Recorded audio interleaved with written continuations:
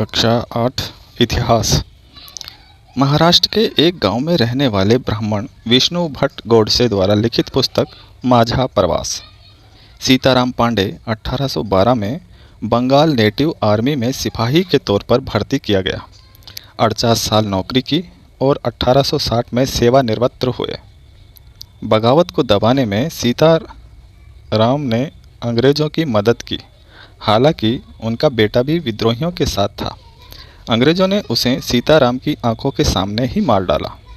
सेवानिवृत्ति के बाद कमान अफसर नारगेट ने उन्हें अपने संस्मरण लिखने के लिए प्रेरित किया। सीताराम ने 1861 में अवधी भाषा में अपने संस्मरण लिखा, जिसका नारगेट ने अंग्रेजी में अनुवाद किया और फ्रॉम सिपाही टू सूबेदार के नाम से प्रकाशित करवाया। 29 मार्च 1857 को सिपाही मंगल पांडे को बैरकपुर में अपने अफसरों पर हमला करने के आरोप में फांसी पर लटका दिया गया। 9 मई 1857 को 85 सिपाहियों को नौकरी से निकाल दिया गया। उन्हें अपने अफसरों का हुक्म न मानने के आरोप में 10-10 साल की सज़ा दी गई। स्वर्गीय पेशवा बाजीराव के दत्तक पुत्र नाना साहब कानपुर के पास रहते थे। उन्होंने खुद को पेशवा घोषित कर दिया। उन्होंने ऐलान किया कि वह बादशाह बहादुर शाह जफर के तहत गवर्नर है। लखनऊ की गद्दी से हटा दिए गए नवाब वाजिद अली शाह के बेटे बिरजिस कद्र को नया नवाब घोषित कर दिया गया। बिरजिस कद्र की मां बेगम हजरत महल 6 अगस्त 1857 को लेफ्टिनेंट कर्नल टाइटलर ने अपने कमांडर इन चीफ को टेलीग्राम भेजा, जिसमें उसने अंग्रेज़ों के भय को व्यक्त किया था। फैजाबाद के मौलवी अहमदुल्ला शाह ने भविष्यवाणी कर दी कि अंग्रेज़ों का शासन जल्दी ख़त्म हो जाएगा। बरेली के सिपाही बख्त खान ने लड़ाकों की एक विशाल टुकड़ी के साथ दिल्ली की ओर कूच कर दिया। बिहार के एक पुराने जमींदार कुंवर सिंह ने भी विद्रोही सिपाहियों का साथ दिया। बहादुर शाह और उनकी पत्नी बेगम जीनत महल को अक्टूबर 1858 में रंगून जेल में भेज दिया गया। इसी जेल में नवंबर 1862 में बहादुर शाह की मृत्यु हुई। 1857 सितंबर दिल्ली पर अंग्रेज़ों का दोबारा कब्जा। मार्च 1858 में लखनऊ पर अंग्रेज़ों का कब्जा। जून 1858 में रानी लक्ष्मीबाई की हार और उन्हें मार दिया गया। अंग्रेज़ों ने 1859 में आखिरी तक देश पर दोबारा नियंत्रण पा लिया। ब्रिटिश संसद ने 1858 में एक नया कानून पारित किया और ईस्ट इंडिया कंपनी के सारे अधिकार ब्रिटिश साम्राज्य के हाथ में सौंप दिए ताकि भारतीय मामलों को ज़्यादा बेहतर ढंग से संभाला जा सके। ब्रिटिश मंत्रिमंडल के एक सदस्य को भारत मंत्री के रूप में नियुक्त किया गया। उसे भारत के शासन से संबंधित मामलों को संभालने का जिम्मा सौंपा गया। उसे सलाह देने के लिए एक परिषद का गठन किया गया, जिसे इंडिया काउंसिल कहा जाता था।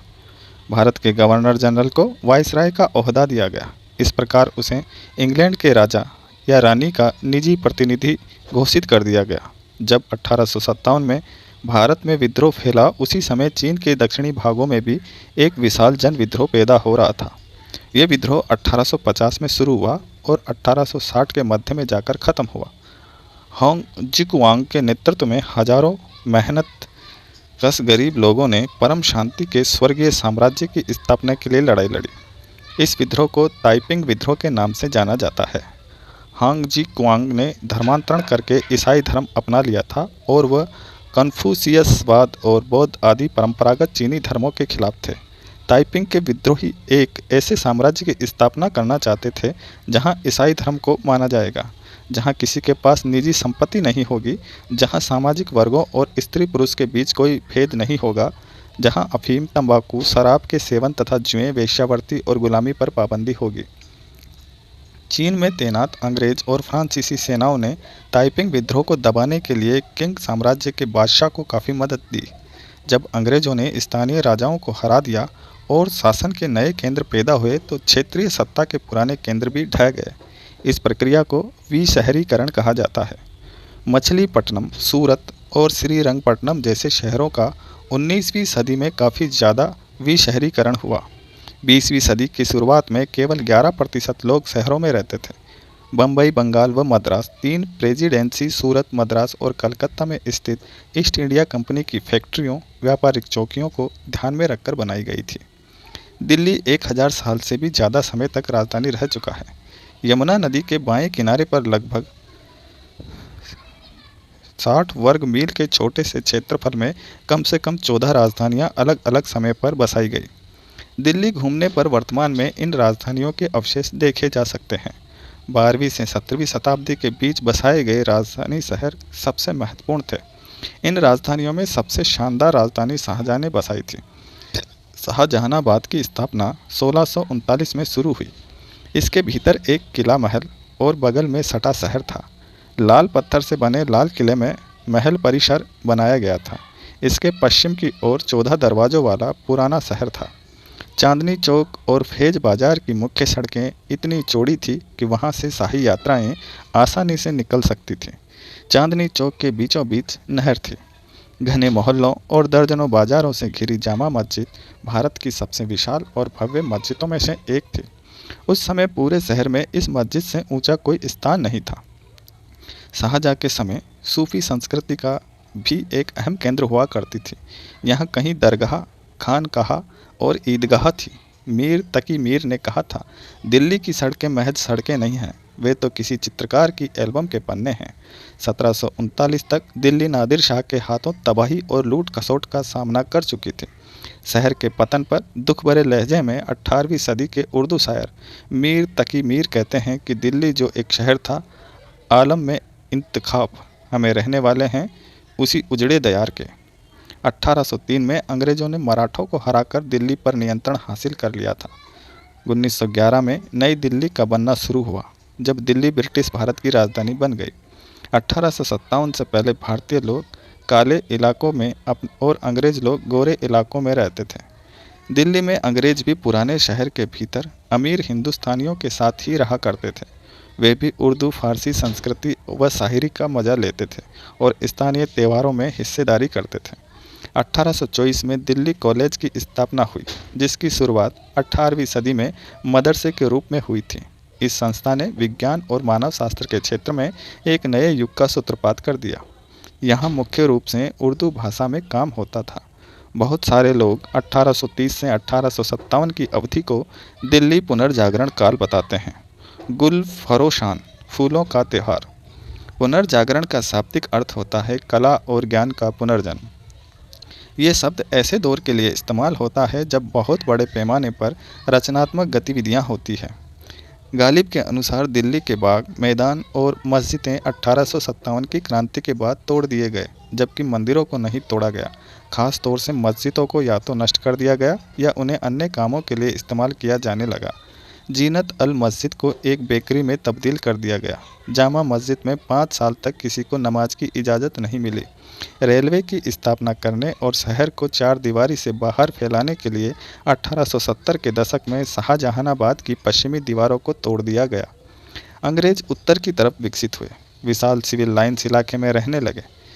अब वे पुराने शहर में भारतीयों के साथ नहीं रहते थे। दिल्ली कॉलेज को एक स्कूल बना दिया गया और 1877 में उसे बंद कर दिया गया। 1877 में वायसराय लिट्टन ने रानी विक्टोरिया को भारत की मलिका घोषित करने के लिए एक दरबार का आयोजन दिल्ली में किया। कोरोनेशन दरबार 12 दिसंबर 1911 में जब जॉर्ज पंचम को इंग्लैंड का राजा बनाया गया, तो इस मौके पर दिल्ली में 1 लाख से ज़्यादा भारतीय राजा, महाराज, अंग्रेज अफसर और सिपाही जमा हुए थे। कलकत्ता की बजाय दिल्ली को भारत की राजधानी बनाने के फैसले का भी इसी दरबार में ऐलान किया गया। तत्कालीन शहर के दक्षिण में रायसीना पहाड़ी पर 10 वर्ग मील के इलाके में नई दिल्ली का निर्माण किया गया। एडवर्ड लटियंस और हर्बर्ट बैंकर नाम के 2 वास्तुकारों को नई दिल्ली और उसकी इमारतों का डिज़ाइन तैयार करने का जिम्मा सौंपा गया। नई दिल्ली स्थित सरकारी परिसर में 2 मील का चौड़ा रास्ता, वायसराय के महल, वर्तमान राष्ट्रपति भवन तक जाने वाला किंग्सवे, वर्तमान राजपथ और उसके दोनों तरफ सचिवालय की इमारतें बनाई गई। इन सरकारी इमारतों की बनावट में भारत के शाही इतिहास के अलग अलग दौर की झलक दिखाई देती थी। फिर भी इसका स्वरूप मोटे तौर पर क्लासिकी यूनान 5वीं शताब्दी ईसा पूर्व का दिखाई देता था। वायसराय पैलेस का केंद्रीय गुंबद सांची में बने बौद्ध स्तूप की बनावट पर आधारित था। लाल भुरभुरे पत्थर और नक्काशीदार जालियों की प्रेरणा मुगल वास्तुशिल्प से ली गई। ब्रिटिश प्रभुत्व के कारण वास्तुकारों ने इस बात का ख्याल रखा कि वायसराय का महल शाहजहां की जामा मस्जिद से भी ऊंचा हो। नई दिल्ली के निर्माण में लगभग 20 साल लगे। इरादा एक ऐसा शहर बनाने का था जो शाहजहानाबाद के मुकाबले बिल्कुल अलग हो। 1947 के विभाजन में दिल्ली के 2/3 मुसलमान पलायन कर गए थे, जिससे लगभग 44,000 मकान खाली हो गए। लाजपत नगर और तिलक नगर विभाजन के समय बसी थी। 19वीं सदी के मध्य तक भी कमर उल दीन खान की हवेली में कई इमारतें थीं जिनमें गाड़ीवानों, तंबू लगाने वालों, मसालची, खातेदारों, क्लर्कों, घरेलू नौकरों के रहने का इंतजाम था। 1931 की जनगणना से पता चला कि पुराने दिल्ली शहर के इलाके में भयानक भीड़ है। यहाँ प्रति एकड़ 90 लोग रहते थे, जबकि नई दिल्ली में प्रति एकड़ केवल 3 लोगों का औसत था। पुराने शहर के निवासियों के लिए रॉबर्ट क्लाइव ने 1888 में लाहौर गेट सुधार योजना के नाम से एक विस्तार योजना तैयार की। इसके तहत नए स्थान को क्लार्कगंज कहा गया, जो पुराने शहर को भीड़ से आज़ाद कराने में कोई मदद नहीं कर पाया। 1936 में दिल्ली सुधार ट्रस्ट का गठन किया गया। दक्षिणी अफ्रीका स्थित प्रिटोरिया शहर की यूनियन बिल्डिंग की रूपरेखा हर्बर्ट बैंकर ने तैयार की थी। इसमें प्राचीन प्रतिष्ठित वास्तुशिल्प के तत्वों का इस्तेमाल किया गया था, जिसका बैंकर ने नई दिल्ली स्थित सचिवालय भवन की योजना में भी इस्तेमाल किया।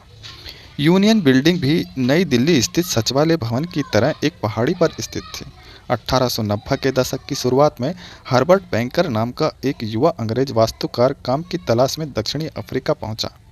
यहीं बैंकर की मुलाकात केप टाउन के गवर्नर सेसिल रॉड्स से हुई, जिसने बैंकर के भीतर ब्रिटिश साम्राज्य के प्रति प्यार और प्राचीन रोमन व यूनानी वास्तुशिल्प के प्रति प्रशंसा का भाव पैदा कर दिया।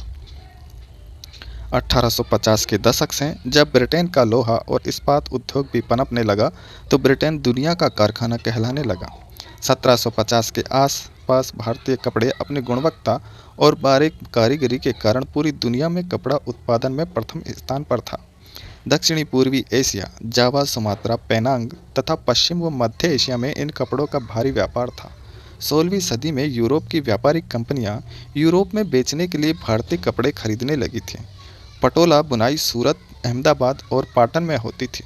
इंडोनेशिया में भी इस बुनाई का भारी बाजार था और वहाँ ये स्थानीय बुनाई परंपरा का हिस्सा बन गई थी। यूरोप के व्यापारियों ने भारत से आया बारीक सूती कपड़ा सबसे पहले मौजूदा ईरान के मौसूल शहर में अरब के व्यापारियों के पास देखा था। इसी आधार पर वो बारीक बुनाई वाले सभी कपड़ों को मसलिन, मलमल कहने लगे। मसालों की तलाश में जब पहली बार पुर्तगाली भारत आए, तो उन्होंने दक्षिण पश्चिम भारत में केरल के तट पर कालीकट में डेरा डाला। यहाँ से पुर्तगाली मसालों के साथ साथ सूती कपड़ा भी लेते थे। कालीकट से निकले शब्द को केलिको कहने लगे। बाद में हर तरफ के सूती कपड़े को केलिको ही कहा जाने लगा। सूती और रेशमी कपड़े की किस्मों को यूरोपीय व्यापारी पीस गुड्स कहते थे, जो आमतौर पर 20 गज लंबा और 1 गज चौड़ा थान होता था। जामदानी एक तरह का बारीक मलमल होता है, जिस पर करघे में सजावटी चिन्ह बुने जाते हैं। इनका रंग प्राय सलेटी और सफ़ेद होता है। आमतौर पर सूती और सोने के धागों का इस्तेमाल किया जाता था। बंगाल में स्थित ढाका और संयुक्त प्रांत, वर्तमान उत्तर प्रदेश स्थित लखनऊ, जामदानी बुनाई के सबसे महत्वपूर्ण केंद्र थे। छापेदार सूती कपड़े को यूरोपीय व्यापारी शीट्स, कोसा या खस्सा और बंडाना कहते थे। अंग्रेजी का सीट शब्द हिंदी के छींट शब्द से निकला है। भारत में छींट रंगीन फूल पत्तियों वाले छोटे छापे के कपड़े को कहा जाता है। 1680 के दशक तक इंग्लैंड और यूरोप में छापेदार भारतीय सूती कपड़े की ज़बरदस्त मांग थी। इंग्लैंड के रईस ही नहीं बल्कि खुद महारानी भी भारतीय कपड़ों से बने परिधान पहनती थी। बंडाना शब्द का इस्तेमाल गले या सिर पर पहनने वाले चटक रंग के छापेदार गुलूबंद के लिए किया जाता है। यह शब्द हिंदी के बांधना शब्द से निकला है। इसी श्रेणी में चटक रंगों वाले ऐसे बहुत सारी किस्म के कपड़े आते थे, जिन्हें बांधने और रंग साजी की विधियों से ही बनाया जाता था। बंडाना ओढ़नी में 2 बांधकर रंगे गए रेशमी कपड़े के टुकड़ों को सोने की कढ़ाई के जरिए एक दूसरे में सी दिया गया है। बंडाना शैली के कपड़े अधिकांश राजस्थान और गुजरात में बनाए जाते थे। कोचीन में डच बस्तियां 17वीं शताब्दी में विकसित हुई। कोचीन में डच बस्तियां 17वीं शताब्दी में विकसित हुई। 1720 में इंग्लैंड के ऊन व रेशम निर्माता के दबाव में ब्रिटिश सरकार ने इंग्लैंड में छापेदार सूती कपड़े छीट के इस्तेमाल पर पाबंदी लगाने के लिए एक कानून पारित कर दिया। इस कानून को कैलिको अधिनियम कहा गया। इंग्लैंड की सरकार ने कैलिको छपाई उद्योग को सरकारी संरक्षण में विकसित किया। सफ़ेद मलमल या बिना मांड वाले कोरे भारतीय कपड़े पर इंग्लैंड में ही भारतीय डिज़ाइन छापे जाने लगे। 1764 में जॉन के ने स्पिनिंग जेनी का आविष्कार किया। 1786 में रिचर्ड आर्कराइटर ने वास्प इंजन का आविष्कार किया। डच, फ्रेंच, ब्रिटिश और अन्य यूरोपीय कंपनियां भारत आकर चांदी के बदले सूती और रेशमी कपड़े खरीदती थीं।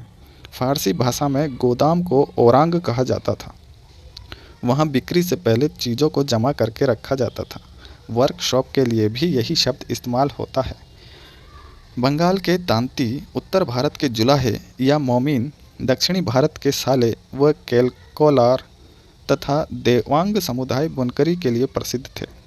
छपाईदार कपड़ा बनाने के लिए बुनकरों को चिप्पीगर नामक माहिर कारीगरों की ज़रूरत होती थी, जो ठप्पे से छपाई करते थे।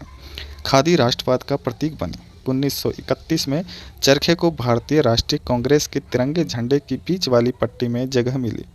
भारत में पहली सूती कपड़ा मिल 1854 में बम्बई में स्थापित हुई। अहमदाबाद में पहला कारखाना 1861 में खुला। 1900 ईस्वी तक बम्बई में 85 कपड़ा मिलें चालू हो गई। 1862 में संयुक्त प्रांत स्थित कानपुर में कारखाना खुला। टीपू की विश्वविख्यात तलवार इंग्लैंड के संग्रहालयों में है, जो कार्बन की अधिक मात्रा वाली क्रूड्स स्टील की बनी थी। अगरिया समुदाय लोहे प्रगाल के कार्य में माहिर थे। अप्रैल 1904 में अमेरिकी भूवैज्ञानिक चार्ल्स वेल्ड और जमशेदजी टाटा के सबसे बड़े बेटे दोराबजी टाटा छत्तीसगढ़ में लोहा अयस्क भंडारों की खोजबीन करते घूम रहे थे। छत्तीसगढ़ में रजहरा पहाड़ियाँ दुनिया के सबसे बेहतरीन लोहा अयस्क भंडार में से एक थी। सुवर्ण रेखा नदी के किनारे जंगल को साफ करके जमशेदपुर औद्योगिक शहर बसाया गया तथा Tata iron and steel factory TISCO की स्थापना हुई, जिसमें 1912 से स्टील का उत्पादन होने लगा। 1868 में जापान की सत्ता संभालने वाले मेजी राजवंश का मानना था कि जापान को पश्चिमी प्रभुत्व का सामना करने के लिए औद्योगिकरण के रास्ते पर चलना चाहिए। 1783 में ईस्ट इंडिया कंपनी ने कलकत्ता के सुप्रीम कोर्ट के जूनियर जज के पद पर विलियम जोन्स को तैनात किया, जो कानून में माहिर होने के साथ ग्रीक, लैटिन, फ्रेंच, अंग्रेजी, अरबी, फारसी, संस्कृत जानते थे। टॉमस कोलब्रुक, नेथेनियल व जोन्स ने मिलकर एशियाटिक सोसाइटी ऑफ बंगाल का गठन किया और एशियाटिक रिसर्च नामक शोध पत्रिका का प्रकाशन शुरू किया। 1781 में अरबी, फारसी, इस्लामिक कानून के अध्ययन को बढ़ावा देने के लिए कलकत्ता में एक मदरसा खोला गया। मदरसा सीखने के स्थान को अरबी भाषा में कहा जाता है। ये किसी भी तरह का स्कूल, कॉलेज या कोई और संस्थान हो सकता है। 1791 में बनारस में हिंदू कॉलेज की स्थापना की गई। हेस्टिंग्स तथा अन्य प्राच्यवादी भारतीय विद्वानों से विभिन्न भारतीय भाषाएं सीखना चाहते थे, जिन्हें वह कई बार केवल बोलियां समझते और वार्नाकुलर का नाम देते थे। एशिया की भाषा और संस्कृति का गहन ज्ञान रखने वाले लोग प्राच्यवादी कहलाते थे। मुंशी ऐसा व्यक्ति था जो फारसी पढ़ना, लिखना और पढ़ाना जानता था। वार्नाकुलर स्थानीय भाषा या बोली के लिए इस्तेमाल किया जाता है। भारत जैसे औपनिवेशिक देशों में अंग्रेज रोज़मर्रा इस्तेमाल की स्थानीय भाषाओं और साम्राज्यवादी शासकों की भाषा अंग्रेजी के बीच फ़र्क को चिह्नित करने के लिए इस शब्द का इस्तेमाल करते थे। वारेन हेस्टिंग्स का स्मारक रिचर्ड वेस्टमाकोर्ट 1830 का अब कलकत्ता स्थित विक्टोरिया मेमोरियल में है। जेम्स मिल व थॉमस बेबीगटन मैकाले प्राच्यवादियों के विरोधी थे। मैकाले के मिनट्स विवरण के आधार पर 1835 का अंग्रेजों का शिक्षा अधिनियम पारित किया गया। 1854 में ईस्ट इंडिया कंपनी ने लंदन स्थित कोर्ट ऑफ डायरेक्टर्स ने नियंत्रण मंडल के अध्यक्ष चार्ल्स वुड के नाम से भारतीय गवर्नर जनरल को शिक्षा के विषय में एक संदेश भेजा, जिसे वुड का नीति पत्र या वुड डिस्पैच के नाम से जाना जाता है। 1854 के नीति पत्र के बाद अंग्रेजों ने सरकारी शिक्षा विभागों का गठन किया, विश्वविद्यालयी शिक्षा की व्यवस्था विकसित की। 1857 में जब मेरठ और दिल्ली में सिपाही विद्रोह कर रहे थे, उसी समय कलकत्ता, मद्रास और बम्बई विश्वविद्यालयों की स्थापना की जा रही थी। Serampore Danish east India company के नियंत्रण में था, जहां ईसाई प्रचारकों ने स्कॉटलैंड के ईसाई प्रचारक विलियम केरे की मदद से मिशन की स्थापना की तथा यहां 1800 में एक छापाखाना लगाया तथा 1818 में एक कॉलेज खोला गया, जो कलकत्ता के पास हुगली नदी के तट पर सेरामपुर कॉलेज के नाम से जाना जाता है। 1830 के दशक में स्कॉटलैंड से आए ईसाई प्रचारक विलियम एडम ने बंगाल और बिहार के जिलों का दौरा किया। कंपनी ने उन्हें एडम को देसी स्कूलों में शिक्षा की प्रगति पर रिपोर्ट तैयार करने का जिम्मा सौंपा था। एडम ने पाया कि बंगाल और बिहार में 1 लाख से ज़्यादा पाठशालाएं हैं, जो छोटे केंद्र हैं। 20 विद्यार्थी प्रत्येक केंद्र पर, कुल संख्या 20 लाख के लगभग। गांधी व टैगोर अंग्रेजी शिक्षा के विरोधी थे। टैगोर ने 1901 में शांति निकेतन को शुरू किया। गांधी जी पश्चिमी सभ्यता और मशीनों व प्रौद्योगिकी की उपासना के कट्टर आलोचक थे। टैगोर आधुनिक पश्चिमी सभ्यता और भारतीय परंपरा के श्रेष्ठ तत्वों का सम्मिश्रण चाहते थे। 1870 में शिक्षा अधिनियम के तहत सरकार ने नए नए स्कूल खोले व अनिवार्य शिक्षा का प्रावधान किया। उसी दौर के शैक्षणिक विचारक थे टॉमस आर्नोल्ड। मद्रास प्रेसिडेंसी के तेलुगु भाषी इलाकों में वीरेशलिंगम पंतलु ने विधवा विवाह के समर्थन में एक संगठन बनाया था। बेगम रुकैया सखावत हुसैन ने कलकत्ता और पटना में मुस्लिम लड़कियों के लिए स्कूल खोले। पूना में घर पर ही रहकर शिक्षा प्राप्त करने वाली ताराबाई सिंधे ने स्त्री पुरुष तुलना नाम से एक किताब प्रकाशित की, जिसमें पुरुषों और महिलाओं के बीच मौजूदा सामाजिक फर्कों की आलोचना की गई थी। संस्कृत की विद्वान पंडिता रमाबाई ने ऊंची जातियों की हिंदू महिलाओं की दुर्दशा पर एक किताब लिखी। पूना में एक विधवा गृह की स्थापना की। जाति उन्मूलन के लिए काम करने के लिए बम्बई में 1840 में परमहंस मंडली का गठन किया गया। B.R. अम्बेडकर के पिता एक सैनिक स्कूल में पढ़ाते थे। मध्य भारत में सतनामी आंदोलन निम्न जाति के व्यक्ति घासीदास ने शुरू किया।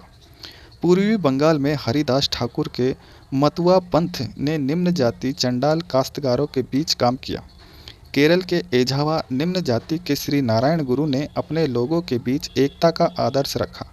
1827 में जन्मे ज्योतिराव फूले ने सत्यशोधक समाज नामक संगठन बनाया ने जातीय समानता के समर्थन में मुहिम चलाई। 1873 में फूले ने गुलामी नामक किताब लिखी। अमेरिका की 10 वर्ष पूर्व दास प्रथा खत्म होने के संघर्ष करने वालों को समर्पित की।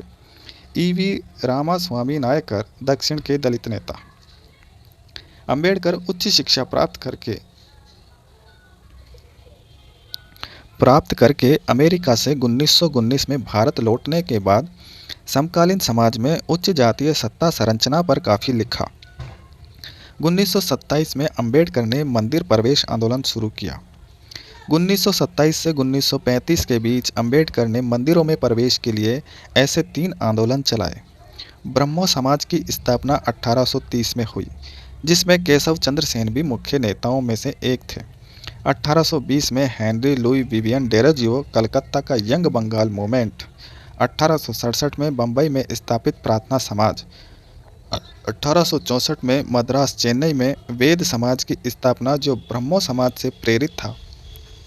सैयद अहमद खां द्वारा 1875 में अलीगढ़ में खोले गए मोहम्मदन एंग्लो ओरिएंटल कॉलेज को ही बाद में अलीगढ़ मुस्लिम विश्वविद्यालय के नाम से जाना गया। सिखों में सुधारवादी संगठन के रूप में सिंह सभाओं की स्थापना 1873 में अमृतसर से शुरू हुई थी। बाद में 1879 में लाहौर में भी सिंह सभा का गठन किया गया। 17वीं सदी में यूरोपीय खोजी यात्री और व्यापारी पहली बार अफ्रीका पहुंचे तो उन्होंने गुलामों का व्यापार शुरू कर दिया। वे अफ्रीका के काले लोगों को पकड़कर अमेरिका ले जाते थे और वहां के गोरे बागान मालिकों को बेच देते थे।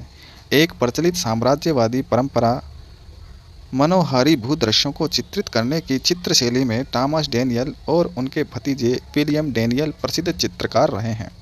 1785 में भारत आए और कलकत्ता से उत्तरी और दक्षिणी भारत की यात्रा करते हुए 7 साल तक यहाँ रहे। औपनिवेशिक भारत में बेहद लोकप्रिय होने वाली एक और कला शैली रूप चित्रकारी थी। 1780 के दशक के मध्य में 5 साल के लिए भारत आए योहान ज़ोफनी यूरोप के प्रसिद्ध चित्रकार थे, जिनका जन्म जर्मनी में हुआ और बाद में वो इंग्लैंड में जाकर बस गए। 1770 के दशक में अंग्रेज़ों के साथ हुए युद्ध में मोहम्मद अली खान पेंशन पर आश्रित हो गए। फिर भी टिली केटल व जॉर्ज विलियम नाम के 2 यूरोपीय कलाकारों को अपने रूप चित्र बनाने का जिम्मा सौंपा। अंग्रेजी की श्रेष्ठता को प्रदर्शित करने वाले चित्रों में इतिहास चित्रों से एक शुरुआती चित्र 1752 में फ्रांसीसी हेमेन द्वारा बनाया गया, जिसे लंदन स्थित वाम्स हॉल गार्डन में सार्वजनिक प्रदर्शन के लिए रखा गया था। टीपू के दुर्ग पर धावा बोलने वाले जनरल सर डेविड बेयर्ड द्वारा टीपू के शव की बरामदगी 4 मई 1799 को। यह युद्ध सेरीगोटन अब श्रीरंगपट्टनम में हुआ था। टीपू सुल्तान द्वारा 1780 के पेलीलूर युद्ध में अंग्रेज सेना पर हैदर अली की फतह की बाद में सेरीगोटन स्थित दरिया दौलत महल के लिए बनाए गए भित्ति चित्र हैं। परिप्रेक्ष्य विधि ऐसा तरीका है जिसके जरिए दूर की चीज़ें छोटी दिखाई देती हैं और समानांतर रेखाएं दूर जाकर एक दूसरे में विलीन होती प्रतीत होती है। स्थानीय कलाकार स्थानीय चीज़ों के बने चित्रों को जोड़ लेते थे। अपने संग्रह में कंपनी चित्रों के नाम से जाना जाता है। खर्रा चित्र के कागज़ के लंबे रोल पर बनाई गई पेंटिंग जिसे लपेटा जा सकता था, खर्रा चित्रकारों को पटवा कहा जाता था। कलकत्ता आर्ट्स स्टूडियो 19वीं सदी के आखिर के कलकत्ता में स्थापित की गई सबसे सफल प्रिंटिंग प्रेसों में से एक थी। इस प्रेस में बंगाली व्यक्तियों के साथ साथ पौराणिक पात्रों की भी आदमकद तस्वीरें बनाई जाती थीं। विक्टोरिया टर्मिनल बम्बई का रेलवे स्टेशन का निर्माण 1878 से 1887 के बीच गॉथिक शैली में हुआ। 1904 में ओकाकुरा काकुजो ने जापान में एक किताब प्रकाशित की जिसका नाम था पूर्व के आदर्श। दादा भाई नौरोजी की पुस्तक poverty and un British rule in India में ब्रिटिश शासन के आर्थिक परिणामों की बहुत तीखी आलोचना की गई थी। 58 दिन के अनशन के बाद 15 दिसंबर 1952 को पोट्टी श्री रामालू का देहांत हो गया। 1 अक्टूबर 1953 को आंध्र प्रदेश नया राज्य बना। 1960 में बम्बई प्रांत को मराठी और गुजराती भाषा 2 राज्यों में बांट दिया गया। 1966 में पंजाब का विभाजन, हरियाणा अलग राज्य बना। राज्य का मतलब सरकार से संबंधित होता है। राज्य शब्द ये अर्थ देश के विभिन्न राज्यों या प्रांतों से नहीं है।